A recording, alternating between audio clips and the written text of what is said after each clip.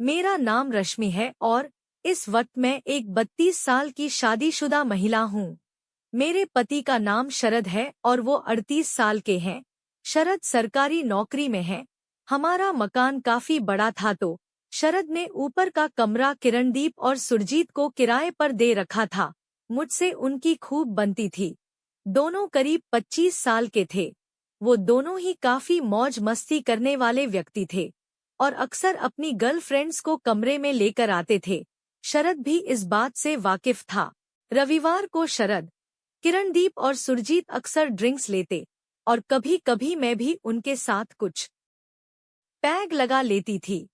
College के दिनों में मेरे बॉयफ्रेंड भी हुआ करता था। शादी से पहले मैंने ये बात शरद को बता दी थी और उसे भी मेरे अतीत से कोई लेना देना नहीं था।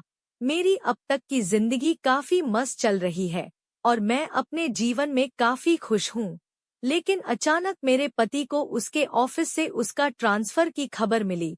उसने मुझसे वादा किया कि वो हर 2-3 महीनों में मुझसे मिलने यहाँ आता रहेगा।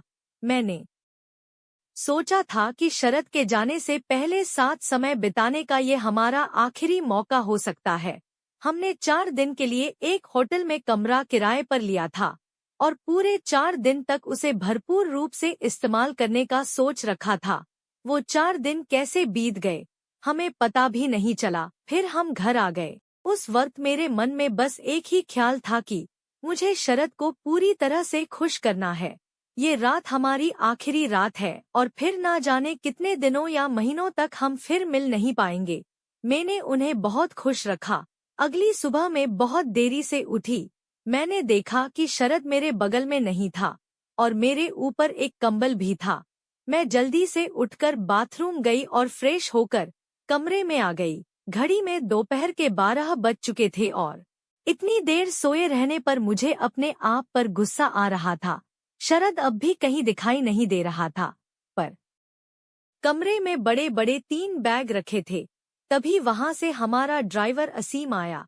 मैं अरे असीम, शरद कहाँ है और ये सब क्या है, किसके बैग्स हैं ये? असीम मैडम, वो भैया को अभी सुबह ही कॉल आया था कि उन्हें आज शाम को नहीं, अभी ही तुरंत निकलना होगा। मैं क्या?